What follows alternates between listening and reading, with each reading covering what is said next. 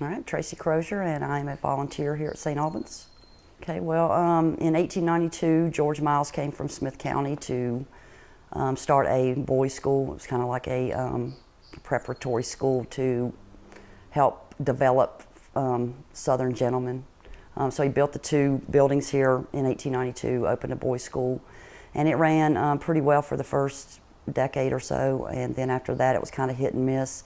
In 1911 it closed, and in 1916 Dr. King, well, in 1915 he came down, he purchased the buildings for a sanatorium, and in 1916 he opened the doors here, and this place was the actual St. Albans Sanatorium or mental hospital until 1980. We do different kinds of public events, private events, things like that to raise money to, of course, number one, to pay the bills, to keep the building open, also to make repairs, and to eventually our hope would be to restore the building. It's kind of a long shot at this point, but our ultimate goal is anything that we can do with the public that brings in money to put back into the building to keep it open.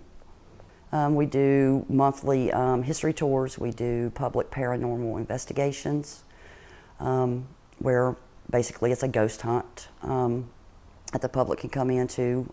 We do private, most weekends is booked privately.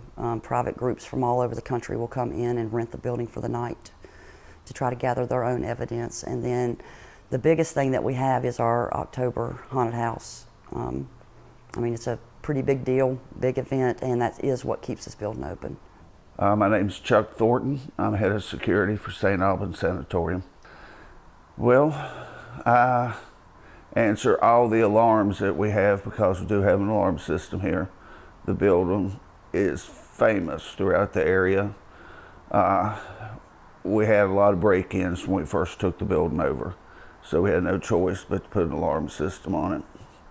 So whenever the alarms go off, day or night, I come. We do have a very nice camera system.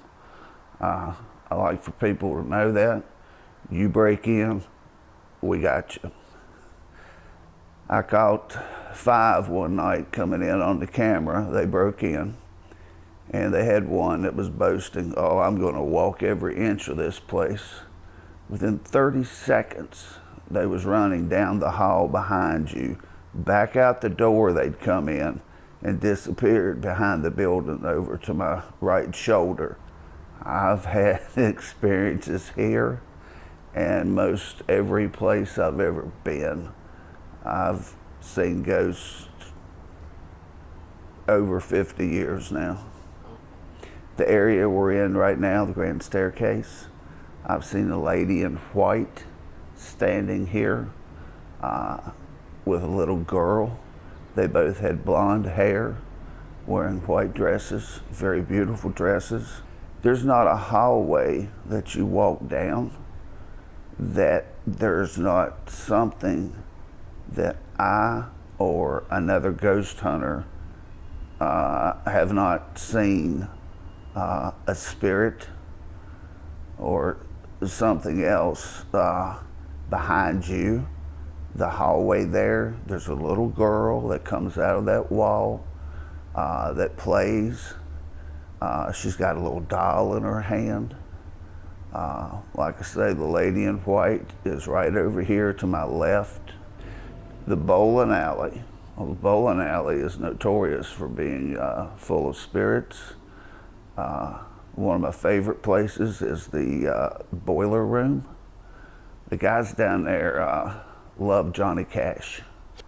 But probably one of the most popular places we have is what we call a suicide bathroom. It's on the 3rd floor above us. It was a place where the females went and stayed so that they could isolate some of them. There were several suicides up there.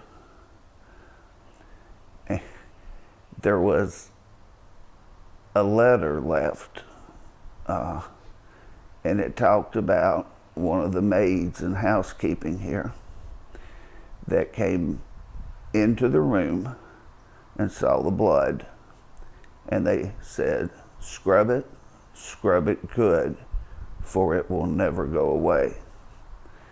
And the lady, they said, left that day and never returned to her job. And one thing, it does not have to be dark for ghosts to come out. I like for people to know that. Thank you.